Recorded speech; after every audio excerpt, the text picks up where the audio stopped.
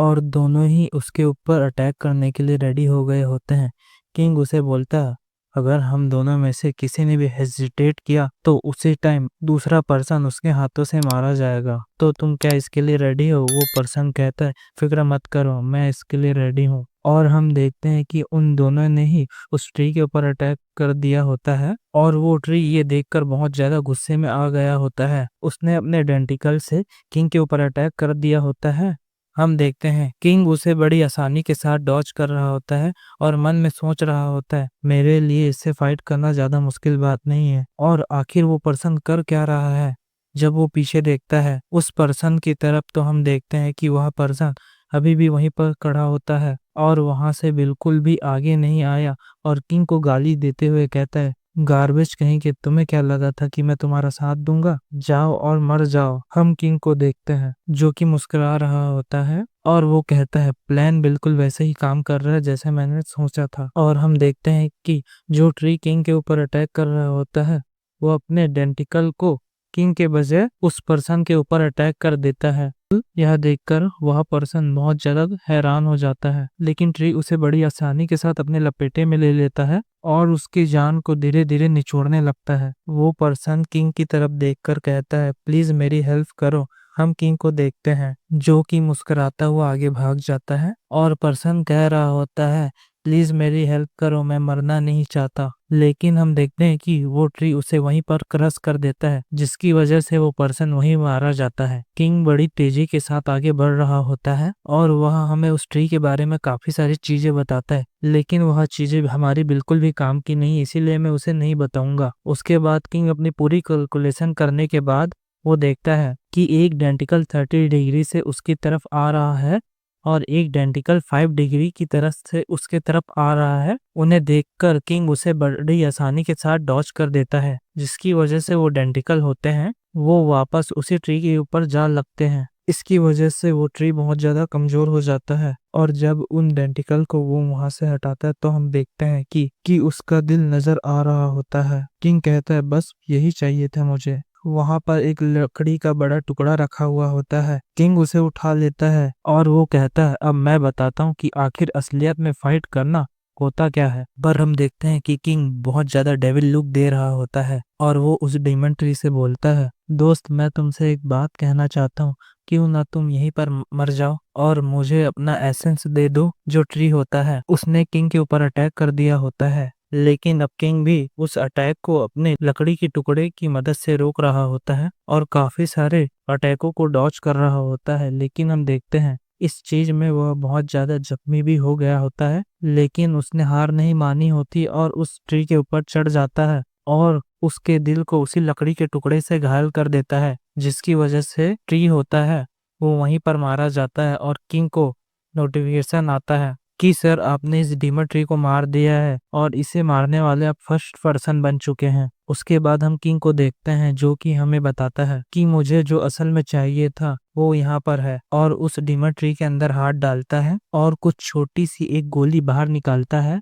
और वो हमें बताता है कि ये इस डीमन ट्री का एसेंस है और ये बहुत ज्यादा पावरफुल होता है। जो इस डीमन ट्री के फ्रूट होते हैं, अगर आप उस फ्रूट को खाओ तो आपकी पावर 3 गुना बढ़ जाती है, लेकिन अगर आप इस एसेंस को अब्जॉर्ब कर लेते हो तो अब्जॉर्ब करने के बाद आपकी पावर 12 गुना से बढ़ जाती है। उसके बाद किंग बोलता है, लेकिन आखिर ये एसेंस इतना छोटा क्यों है? मुझे तो लगा था यह थोड़ा बड़ा होगा, लेकिन यह तो बहुत छोटा है। और उसी वक्त किंग उसे अब्जॉर्ब कर लेता है, जिसकी वजह से उसकी पावर बहुत ज्यादा बढ़ जाती है। उसके बाद वो कहता है, अब मुझे लगता है मुझे अपनी स्टेटस विंडो चेक कर लेनी चाहिए। और वो अपनी स्टेटस विंडो को ओपन करता है। इसमें हम देखते हैं कि जो उसका लेवल होता है वो 1 रहता है और उसका नाम किंग जिन हुआ होता है और हम उसकी स्ट्रेंथ को देखते हैं जो 12 गुना होती है।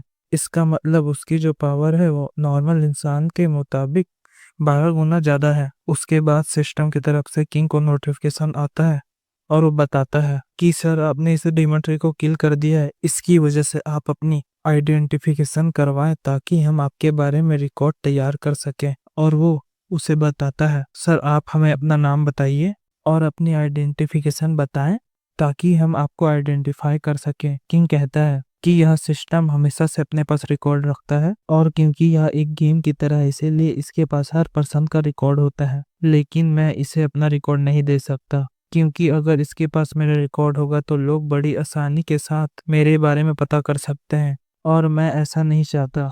और कहता है मेरा नाम अननोन कर दो। जो सिस्टम होता है उसमें उसका नाम लिख दिया गया होता है अननोन, और उसे बताया जाता है कि सर आपने जो डीमन ट्री के साथ जो फाइट की, आपकी मुकम्मल फाइट को रिकॉर्ड कर दिया गया है। कल इस वीडियो को यूट्यूब के ऊपर अपलोड कर दिया जाएगा, और आपके वीडियो पर जितने ज्यादा सब्सक्राइबर जितने ज्यादा होंगे उसके मुताबिक आपको रिवॉर्ड दिया जाएगा। लेकिन सर आपका जो फेस है उसे ब्लर कर दिया जाएगा, ताकि आपकी आइडेंटिफिकेशन के बारे में किसी को पता न चले। किंग होता है वो भी इसकी बात सुनने के बाद इसके लिए मान जाता है।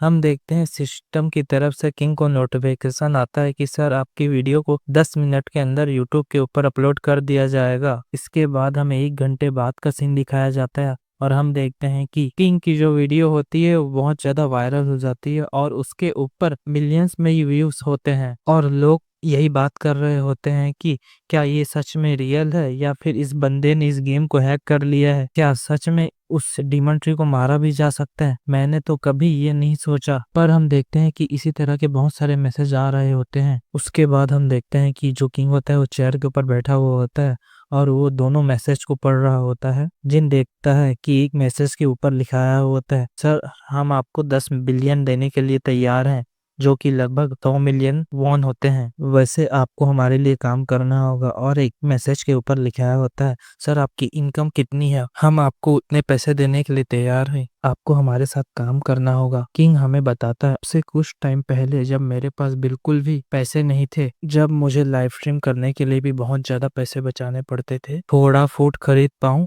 अगर मुझे कोई ऐसा ऑफर आया होता या फिर मुझे कोई नॉर्मल ऑफर भी आया होता जिसमें मुझे 1 लाख वॉन भी दिए जाते, तो शायद मैं उसे उसी वक्त ज्वाइन कर लेता। क्योंकि अब वक्त बदल चुका है और मैं वो वाला किंग नहीं हूँ जो कि एक मामूली से गेम खेलता था और लाइव स्ट्रीम किया करता था। अब मैं एक पावरफुल पर्सन बन चुका हूँ, इसीलिए अब मुझे कोई 10 बिलियन दे या 100 बिलियन, मुझे इससे फर्क नहीं पड़ता। क्योंकि सबसे पावरफुल चीज मेरे पास है वो मेरी नॉलेज है, और मैं अपनी नॉलेज को किसी के साथ भी शेयर नहीं करने वाला। उसके बाद किंग हमें बताता है टावर ऑफ ट्रायल इस अर्थ के ऊपर अपीयर हुआ था, तो उसने अपने माना को एनर्जी के फ्लो में बहुत ज्यादा क्वांटिटी में रिलीज कर दिया था, जिसकी वजह से कुछ लोगों को बहुत ज्यादा मैजिकल पावर मिल गई थी। और बहुत सारे म्यूजियम में रखे normal artefact high grade magical artefact में बदल जाते हैं, और लो क्वालिटी वाले होली आर्टिफैक्ट चेंज हो जाते हैं। और इस बारे में बहुत सारे लोग जानते हैं, और मुझे उम्मीद है कि मुझे भी म्यूजियम के अंदर से कोई बहुत ज्यादा पावरफुल आर्टिफैक्ट मिल सकता है। इसीलिए मुझे अभी चलना चाहिए और अपने लिए किसी वेपन की तलाश करनी चाहिए। उसके बाद हमें नेक्स्ट सीन दिखाया जाता है कि जो किंग होता है वो बहुत बड़े म्यूजियम के बाहर आ गया होता है, और वो हमें बताता है कि ये कोरिया का सबसे बड़ा म्यूजियम है, और जहाँ तक मुझे मालूम है इसके अंदर एक बहुत ज्यादा पावरफुल आर्टिफैक्ट मिल सकता है, जो कि और कुछ नहीं कोरिया का मैप है। लेकिन क्योंकि वो एक आर्टिफैक्ट में चेंज हो चुका, जिसकी मदद से अब कोई भी इंसान टावर ऑफ ट्रायल के 10वें फ्लोर तक बड़ी आसानी से जा सकता है, और हम यह भी पता कर सकते हैं कि कोई हमारा टारगेट हमारा पीछा तो नहीं कर रहा। और हम उसके बाद हम देखते हैं कि जो किंग होता है उस म्यूजियम के अंदर आ गया होता है, और वो कहता है क्या यहाँ पर कोई भी नहीं है। और जब थोड़ी और आगे आता है तो देखता है उसके सामने एक डेड बॉडी पड़ी हुई होती है, जो बिल्कुल जली हुई होती है। ऐसा लग रहा होता है कि जैसे कि किसी अवेकनर ने उसे किल किया है, और वो भी अपनी पावर का इस्तेमाल करते हुए। उसके बाद किंग सोचता है कि मुझे लगता है यहाँ पर जो आर्टिफैक्ट है उसके बारे में सब लोगों को पता चल चुका, मुझे नहीं लगता कि मुझे उसे लेने में इतनी ज्यादा आसानी होने वाली है। वो बोलता है चाहे कुछ भी हो जाए, लेकिन मुझे वो आर्टिफैक्ट चाहिए, क्योंकि मुझे अगले फ्लोर को कंप्लीट करने के लिए बहुत ज्यादा हेल्प कर सकता है। उसके बाद हमें नेक्स्ट सीन दिखाया जाता है जिसमें बहुत सारे लोग तोड़ फोड़ कर रहे होते हैं, और जितने भी आर्टिफैक्ट होते हैं उसे आपस में झगड़ कर अपने पास रख रहे होते हैं। उसी वक्त हमें एक पर्सन की आवाज आती है जो कह रहा होता है कि सब के सब यहीं पर रुक जाओ, अगर अब तुम में से कोई भी हिला तो मैं उसे यहीं पर मार डालूंगा। एक पर्सन वो उसे कहता है क्या तुम भी मेरे हाथों से मरना चाहते हो? क्या तुम्हें नजर नहीं आ रहा कि मेरे हाथों में हथियार है, और तुम सिर्फ मुंह से ही बकवास कर रहे हो? चुप करो और यहाँ पर बैठ जाओ, या फिर यहाँ से चले जाओ। वरना मैं तुम्हें अपने हाथों से मार डालूंगा। वहां खड़े उस पर्सन को उसके ऊपर बहुत ज्यादा गुस्सा आ जाता है और वो कहता है कि तुम इतनी आसानी से नहीं मानने वाले, मुझे तुम्हें दिखाना ही चाहिए आखिर मैं क्या कर सकता हूँ। और उसकी बॉडी सेक होने लगती है उसके बाद, और उसे अपने बॉडी को चेंज कर लिया होता है और हम देखते हैं कि उसकी जो आर्म होते हैं वो बिल्कुल लोहे के बन गए होते हैं और वो बहुत ज्यादा पावरफुल हो गया होता है। उसे देखकर लोग कहते हैं कि ये अवेकनर बन चुका है और इसके पास पावर्स हैं, इससे लड़ना इतना भी आसान नहीं होने वाला और ये हमें बड़ी आसानी के साथ किल कर सकता है। पीछे से एक बूढ़े पर्सन की आवाज आती जो बोलता है कि तुम लोग आजकल की जनरेशन कुछ ज्यादा ही बदतमीज बन गई है। तुम लोगों को नहीं लगता कि तुम्हें आराम से बैठकर बातचीत कर लेनी चाहिए और जो तुम्हें मिल रहा है तुम्हें उसे ले लेना चाहिए। आखिर तुम आपस में झगड़ क्यों रहे हो? गुस्से वाला पर्सन उस बुड्ढे से कहता है, ओ बुड्ढे, क्या तुम मेरे हाथों से सबसे पहले मरना चाहते हो कि मेरे सामने आ रहा है? मैं तेरी गर्दन बिल्कुल मुर्गे की तरह तोड़ के रख दूंगा और तुझे यहाँ पर मार डालूंगा। तेरे लिए अच्छा यही होगा कि तू यहाँ से दफा हो जाए। बूढ़ा पर्सन कहता है, मुझे तो लगा था कि तुम एक अच्छे पर्सन हो, लेकिन तुम तो बहुत ज्यादा घटिया पर्सन हो और मुझे सबसे पहले तुम्हें सबक सिखाना होगा। और हम देखते हैं कि उसने अपनी उंगली के ऊपर मैजिक को एक्टिवेट कर लिया होता है और मैजिक को उस पर्सन की तरफ फेंक देता है और ये देखकर वो पर्सन बहुत ज्यादा हैरान हो गया होता है, लेकिन उसे कुछ भी समझ नहीं आता। और हम देखते हैं कि उस पर्सन की पूरी बॉडी में आग लग गई होती है और वो पर्सन वहीं पर जल के मर जाता है। उस बूढ़े पर्सन के पीछे से एक लड़की की आवाज आती है, मिस्टर जी, मुझे लगता है आपको ज्वाइन करने का मेरा फैसला इतना भी ज्यादा गलत नहीं था। मैंने अच्छा किया कि आपको ज्वाइन कर लिया। वो बूढ़ा पर्सन उसे बोलता है,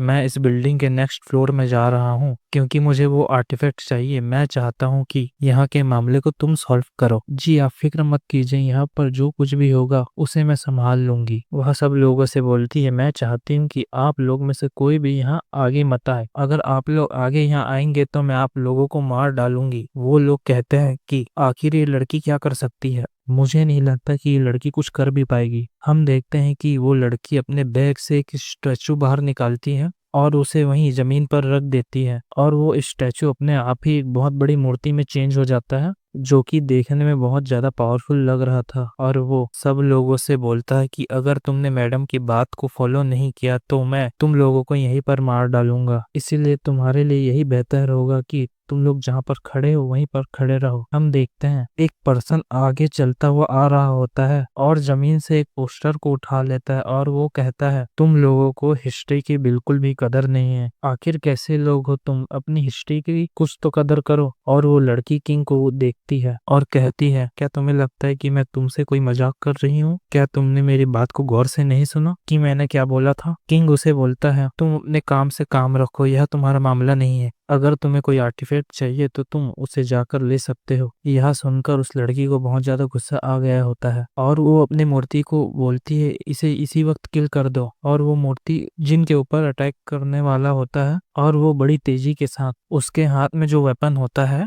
उसे जिन की तरफ फेंक दिया होता है और उसी वक्त जिन अपने लेफ्ट हैंड से डिफ्लेक्ट कर देता है जिसकी वजह से उसका वेपन बहुत दूर जाकर गिरता है। ये सब देखकर वो लड़की बहुत ज्यादा हैरान हो गई होती है और वो अपने मन में सोचती है कि ये मेरे पपेट का सबसे पावर